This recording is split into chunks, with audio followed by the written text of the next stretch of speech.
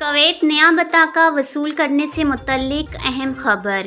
Kuwait میں civil cards کے اجرا کو حالیہ چیلنجوں کا سامنا کرنا پڑا، جس میں تاخیر سے ہزاروں کویتی اور غیر ملکی متاثر ہوئے ہیں۔ تاہم سول رجسٹریشن کے امور کے ڈپٹی ڈائریکٹر جنرل جابر القلندری نے اس معاملے میں کچھ اہم بصیرتیں فراہم کیں۔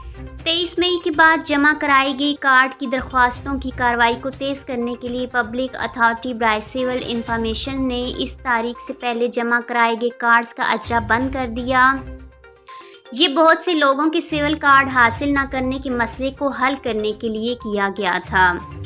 وہ افراد جنہوں نے سول کارڈ کے لیے 5 دینار فیس ادا کی تھی جو جاری نہیں کیا گیا تھا، ان کے اکاؤنٹ میں یہ فیس اتھارٹی کے پاس جمع ہو جائے گی۔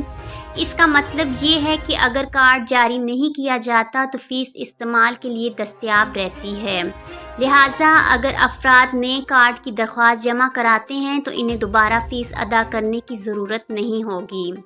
وہ افراد جنہوں نے پہلے کارڈز کے اجرا کے لیے 5 دینار کی فیس ادا کی تھی لیکن اپنے کارڈ وصول نہیں کیے تھے، وہ اپنے اقامہ کی تجدید یا اپنی معلومات کو اپ ڈیٹ کرتے وقت فیس کی ادائیگی سے مستثنیٰ ہوں گے۔ ایسے میں سول کارڈ مفت جاری کیا جائے گا۔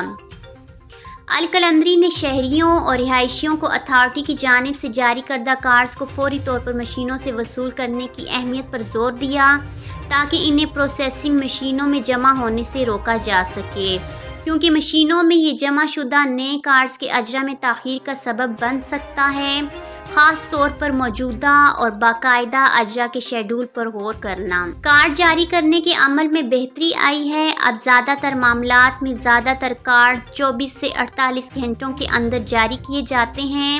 اس پیش رفت نے اپنے سول کارڈ کے انتظار میں رہنے والوں پر بوجھ ہلکا کر دیا ہے۔ مجموعی طور پر public authority for civil information Kuwait میں سول کارڈز کے اجرا میں درپیش چیلنجوں سے نمٹنے کے لیے اقدامات کر رہی ہے، اور ایسے افراد جنہوں نے کارڈز کے اجرا کے لیے فیس ادا کر دی ہے، انہیں نئی درخواستیں جمع کرانے یا ان کے اقامہ کی تجدید کرتے وقت دوبارہ ادائیگی نہیں کرنی پڑے گی۔ آج کے خبر نامے میں بس اتنا ہی۔ اپنا اور اپنے پیاروں کا بہت سارا خیال رکھیے گا۔ مجھے دیجیے اجازت۔ اللہ حافظ۔